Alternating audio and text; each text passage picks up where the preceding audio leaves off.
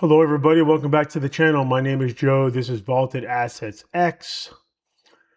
We have a pretty fun video today. We're going to do a mail day pickup with some really big Khabibs. So looking forward to sharing that with all of you. I'm also going to do a little bit of a PSA grading reveal for 4 cards that popped today. Hopefully when I pull it up on the website, it works as expected. And lastly, I'm going to jump on the eBay and go over my watch list for this evening to see what I'm targeting, why I'm targeting it, and just things that are interesting. So let's get started. So in the mail today, we received I believe this is 2009 SP Game Used Combo Materials at a $4.99. This card has really taken off over the past year, it being Game Used Upper Deck jerseys from LeBron James and Michael Jordan. It being dual color is high eye appeal. It's not just the white, what they call napkins. A 103 out of 499. And it's at the BGS. Great pickup. These cards just crush it. It shows. And I just love these cards. Even if they went to 0, I would keep them. I'm buying these up as much as I can at a reasonable price. But as time goes by, they're going to keep flying, without a doubt. Next, I apologize for the crappy photo. It's more of the slab than my photo skills. But I picked this up, 2005 Star Wars, embossed, autographed Darth Vader card signed by James Earl Jones, the voice of Darth Vader. That is the front of the card. Got to clean that slab up somehow. And that's the back. I just thought it was kind of cool. Got it pretty cheap. Good card to put out at a show. Good eye appeal. And James Earl Jones, rest in peace. Just iconic part of Star Wars culture for a card that's 21 years old. Next is a great Khabib card in Dana White at a 50. 2000, I gotta lean in and see the 16 Topps UFC Knockout. Thoughts from the Boss, BGS A5, Auto 10. Hard to get an Auto 10 on any Khabib auto because he signs so aggressively, especially horizontally. I've mentioned that many times. You got to be very picky on his autographs, but by some miracle, this got to 10 out of 50. Great card.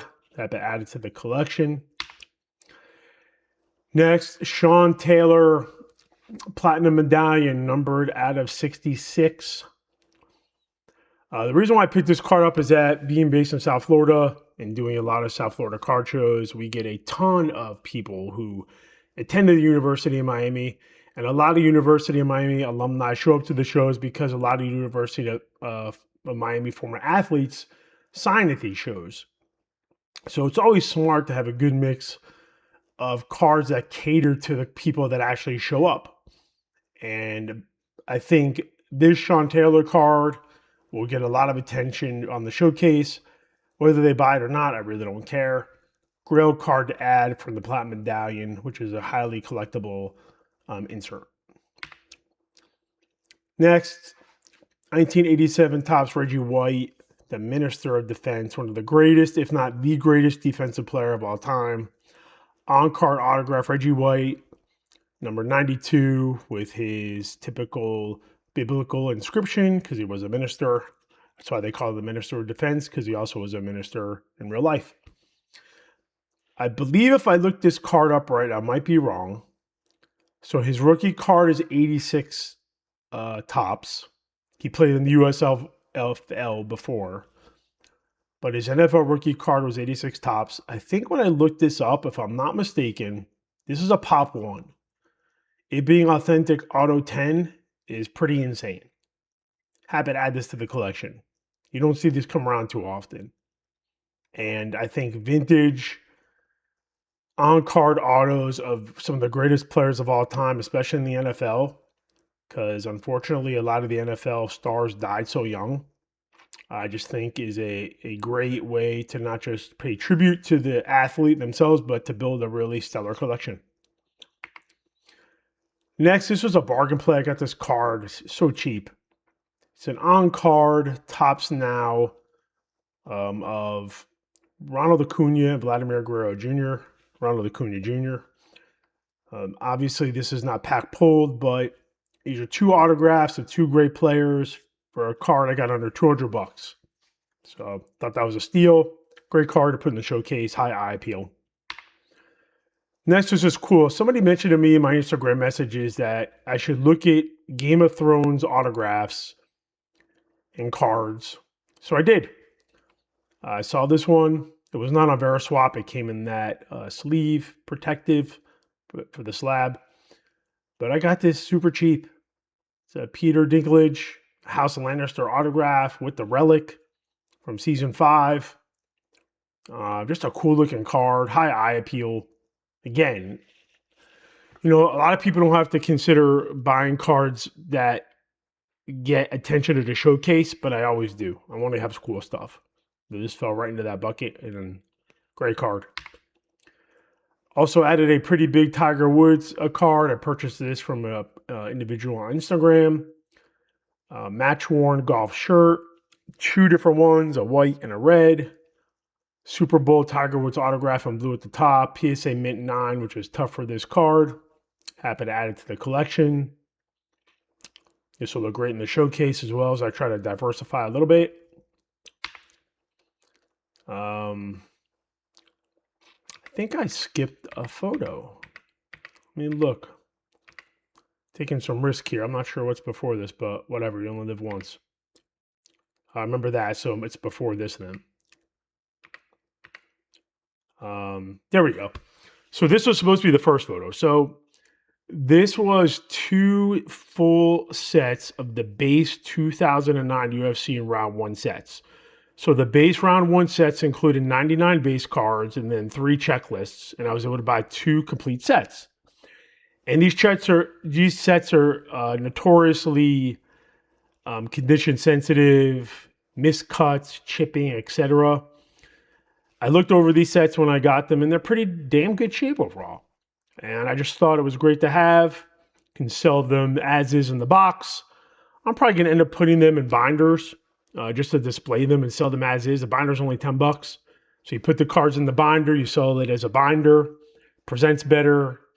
It's a little more impressive when you look at it. Just pretty cool. So I'm going to do that as well. The reason why I took these photos up close, I was looking at some surface imperfections on this card. I purchased it knowing it, but I just did it just to kind of document it. But still should you get a BGS 8, even with the surface, even the surface gets a 7 or a 7.5, it'll still grade well. So to catch up where we were in the video, where were we? So this was an extra card as part of the 2 sets that I just showed you. It was thrown in for free, which was very cool of the buyer to do that. So here are some of the monster Khabib. So this is the flag out of, my gosh, I forgot what it's out of. I think it's out of 188 on the back. I didn't take a picture of the back. But finding this card autographed by Khabib with an auto 10. And I love where he signed it. Out of the, not impinging on the photo itself. It still would have looked good if it was done horizontally on the shorts. But where he signed it is kind of cool. It does cover up the name on the right side, but I just like the image is untouched. So I picked this up. I don't know what the pop on this is. I probably should have looked it up, but it's got to be 5 or under. Like this card you just never see signed. Sick card. The card itself is rare and impossible to find, but you add the autograph. I consider this a Khabib Grail. And there's another Khabib Grail. So this is the finest refractor. Authentic auto 9. So again, typical crappy Khabib autograph, but this card is an iconic image. All the UFC collectors, especially of Khabib, just love this card. So I was happy to add it to the collection.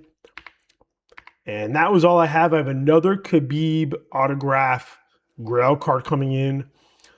I will tease it by saying it is better than either of these 2 in my opinion, and more important in the Khabib collecting lore.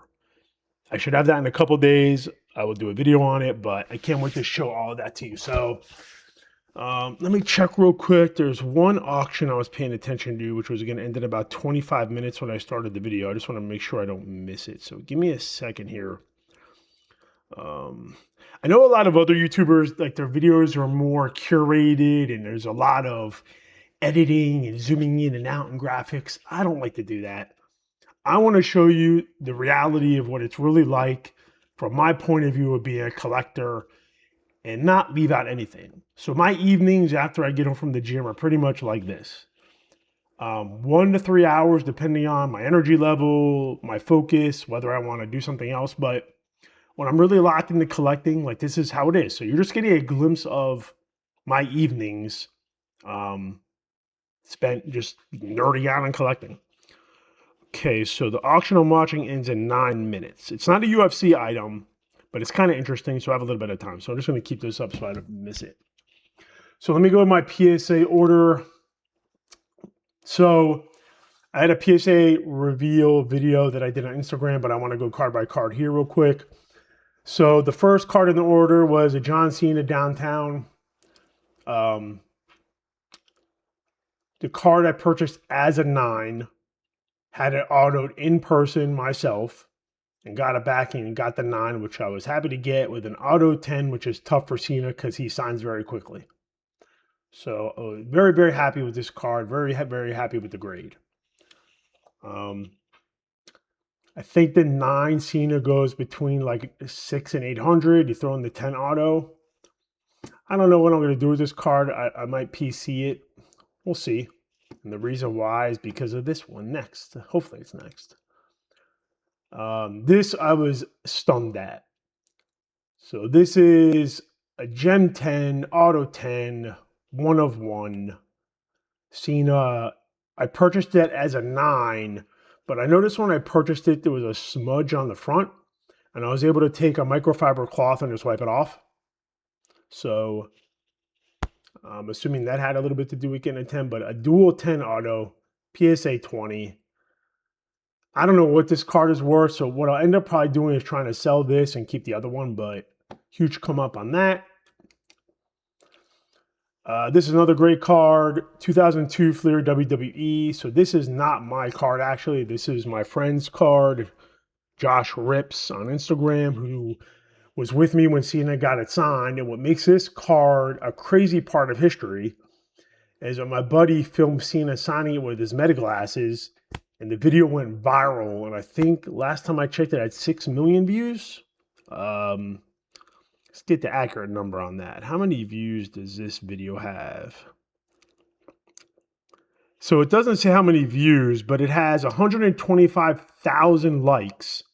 And I believe it has 6 million views or 8 million views. So what makes it cool is that when my buddy had Cena sign the card, Josh Rips actually had Cena read the entire back of the card, which is here, which Cena never did before, and Cena got a kick out of it. So that was kind of cool. So this is a piece of history. The card itself is historic because it's his rookie, but from a social media point of view, you can argue this is the most viewed Cena card in the history of collecting, which is kind of cool to be a part of. And then the other card that popped is the Steven Jackson 1 of 1 shield, which is kind of cool. Actual game-worn jersey shield. Mint 9 Auto 10, which is tough on this thick card. Super, super happy with the grade. This was in a BGS holder. I cracked it out, put it in a PSA, and I think this card will crush it. This card will look amazing in a showcase, but also I think I can throw this up on Instagram and get a lot of action. So that ends the PSA reveal. Now we're going to jump over to eBay watch list. So let me refresh this to get accurate times. So I'm not focused on the Barry Bonds, I'll delete that. So the item I'm looking at tonight, to possibly bid on, which ends in 5 minutes, is a Super Mario Famicom. So a buddy put me onto this auction and said to do a little research on it. So he sent me some information, but I also wanted to use ChatGPT to learn a little more. So I pulled it up. The 1985 Japanese Famicom Super Mario Brothers is essentially the original home console release of the game that created the modern Mario franchise.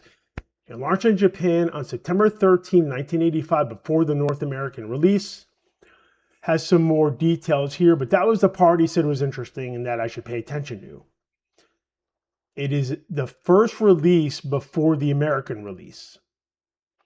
Now, if you look at this, 1985 Nintendo Famicom, game cartridge, Super Mario Brothers. It is the qualified scale, near mint qualified. So what does that mean?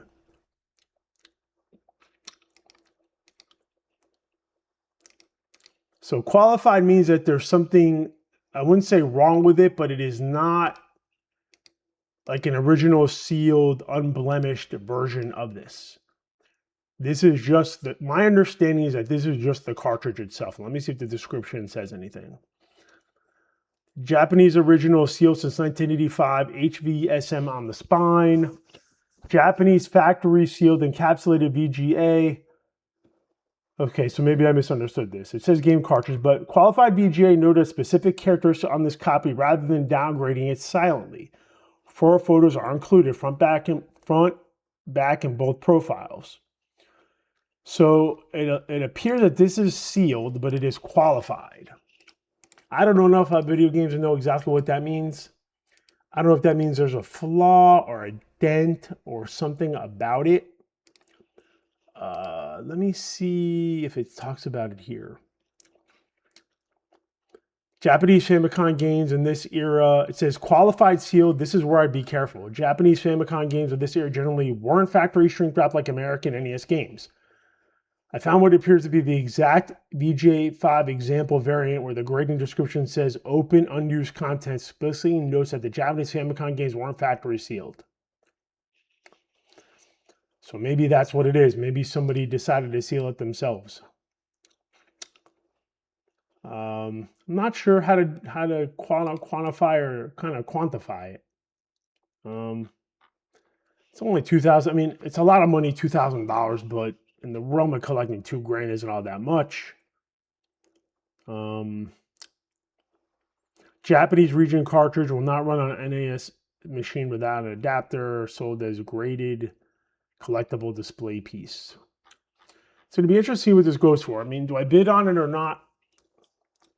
I don't think I know enough about it, but the one thing I will do is pull up other ones real quick just to see what is on. So you have the Famicom here. So we have this shrink wrap one here. So that's interesting. This does have the shrink wrap and it has the price on the outside.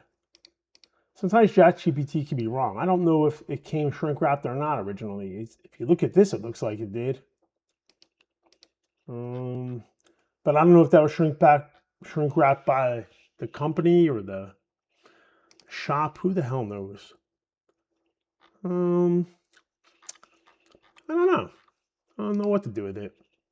And again, I just found out about it today, so I just watched it. It's ending in 1 minute and 30 seconds. I don't know, is it worth it to take a flyer on it or not? 10 for cultural importance, 10 for character franchise importance, historical importance. Is it scarce? Who the hell knows? I don't know. Probably shouldn't have bid on something I don't know enough about, but sometimes that's the fun of it is bidding on something I don't know a lot about. And it just jumped 25 bucks. So what else does this person sell? Oh, they have other things ending too. Pokemon Pinball, Pokemon Challenge. Ooh, World of Warcraft. And talk about nostalgia there. I think it might be more interesting to bid on this. So I actually played this game and I know this game. Huh. This dude has some pretty cool stuff in there. I wish I would have found out sooner. I think I might bid on the World of Warcraft one. Do I want to bid on this or not? It's a cool display piece. It's creeping up a little bit. I'm going to put a bid of 2,200 bucks. I probably will lose, but why not? You only live once. 4, 3, let's see, 2,200. Wow, 3,400 bucks, 4,500 bucks. So much for that. 47.28 it ended at. Holy cow. Goes to show what I know. So does that mean if this ended at 47.28 that it's worth it to pick up this one? Where is it? Is it worth it to offer on this one? Put the sticker to see if it goes for less or more? Who knows if it's real? I don't know enough about it, but that might be an opportunity. But I gotta do research. But going back to that dude's auctions real quick. Where is it at? I want to bid on that World of Warcraft one real quick. I used to play that years ago. That'd be kind of cool just to display. I don't even care what it's worth. How much time do I have? I have 1 minute. Talk about pressure. Huh.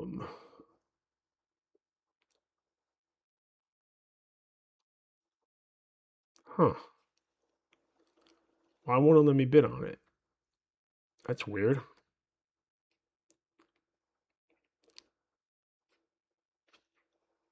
It won't let me bid on it. When I click buy, you can't purchase this item from our app. Add to your watch list. What does that mean? I just bid on this dude's item. Why won't it let me bid on this? I've never seen that message before. It'll let me bid on every other item he has, but not that. What in the world is going on here? Huh. Must have been a glitch. Anyway, missed out on it. So much for that. What did it end up going for? 305. What did these go for? Anyway, so it went for 305 and a VGA 85. What did they go for? I prefer WADA for grading. Let's see. Nothing in WADA. Anything in VGA. Let's see, nothing. But they do have some sealed ones. Sealed one here. 150 or best offer. Yeah. Man, talk about these. Does anyone remember these? What is this? World of Warcraft Blizzard. Wow, this is the Vanilla Edition Collector's Edition. That's a 60. That's a crappy grade. Probably better off just buying this one, but man, it's all about crazy memories. That's why collecting is awesome. Let me see what else is on my watch list this evening while we're here doing nothing. Since two things I want to bid on obviously didn't win, so let's see what else we got. Got a Michael Jordan starting lineup, PSA 8. I think there's going to be a bull run on these eventually. Jordan stuff is just getting so expensive. This is a relative bargain. What do these go for? Let's see. 1988 Kenner Jordan. If I could type PSA. 8 just to 370. So if you look at the PSA 8s, I mean, look at this. Man, it's recently, I mean, they sell pretty regularly, but look at this, 205, 220. This is in June. Now you go up, they're up to 380, 380, 370. And in a period of month, they've gone up 50%. Like somebody's buying these out, without a doubt. I'll probably pass on it. I like to try to look for stuff that hasn't done that. Like here's another good value play, Stallone. His autographs are a ton. For him, to you to mail something to his agent through authentic signings and have him sign something is $3,000. Most of his autographs at a minimum are $1,000.